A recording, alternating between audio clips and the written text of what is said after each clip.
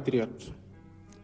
Le 24 mars 2024, le peuple sénégalais a fait le choix de la rupture et de la transformation systémique en m'élisant au premier tour de l'élection présidentielle.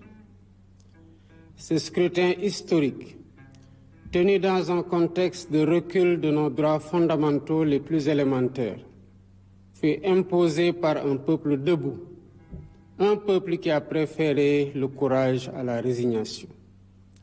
Cette confiance populaire m'honore et inspire la détermination de la politique de la nation que la Constitution me confère. Elle m'inspire dans la mission que j'accomplis pour penser notre avenir commun et pour rompre avec les méthodes de gouvernance anachroniques au regard des exigences renouvelées de notre société politique. Dès mon installation, j'ai entrepris de faire l'inventaire, comme m'y oblige l'article 1.7 de la loi portant code de transparence dans la gestion des finances publiques. Les résultats de l'audit soumis à ce jour à la Cour des comptes pour validation font ressortir une gestion publique empreinte de légèreté qui ont occasionné des dérapages volontairement cachés dans la gestion des finances publiques, avec une évolution incontrôlée de la masse salariale, de la dette et des intérêts de la dette, une non-maîtrise des subventions et un dérapage dans les tirages sur les ressources extérieures. Les manquements notés ont entraîné une détérioration grave du cadre des finances publiques de notre pays. Le gouvernement, après échange avec les partenaires techniques et financiers et les autres partenaires, reviendra largement sur le sujet et le rapport approuvé par la Cour des comptes fera l'objet d'une publication. D'ores et déjà, je tiens à assurer que les responsabilités seront situées à tous les niveaux de la chaîne administrative et politique. Mes chers compatriotes, mon serment devant Dieu et la nation d'honorer nos institutions et tremper du sang des Sénégalais tombés l'idéal national en bandoulière lors des nombreuses luttes pour notre démocratie. Malheureusement, la majorité parlementaire a décidé de ramer à contre-courant de la volonté du peuple sénégalais, pourtant clairement exprimée au soir du 24 mars 2024. D'abord en refusant, le 29 juin 2024, de tenir le débat d'orientation budgétaire pourtant obligatoire pour le motif simpliste d'une supposée attaque reçue sur le terrain politique. Cette violation d'une obligation légale prévue par l'article 56 de la loi organique relative aux lois de finances aura gravement contribué à ternir l'image du Sénégal aux yeux des institutions internationales. Ensuite, en rejetant le 29 août 2024 le projet de loi constitutionnelle visant à concrétiser la promesse que j'ai faite au peuple de supprimer le Haut Conseil des collectivités territoriales et le Conseil économique, social et environnemental, alors que la situation des finances publiques impose urgemment de rationaliser les dépenses publiques.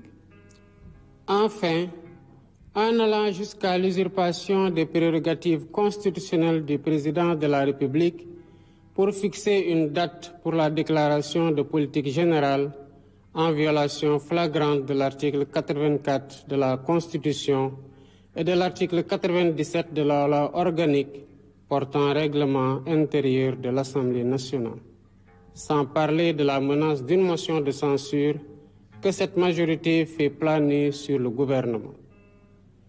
Mes chers compatriotes, en imposant par la force du droit la date du 13 septembre 2024 pour la déclaration de politique générale, il ne s'est pas agi de duper le peuple sénégalais, mais simplement d'asseoir fermement l'autorité de la loi et de rappeler par les actes que l'ordre politique sous mon magistère ne supplantera jamais l'ordre légal.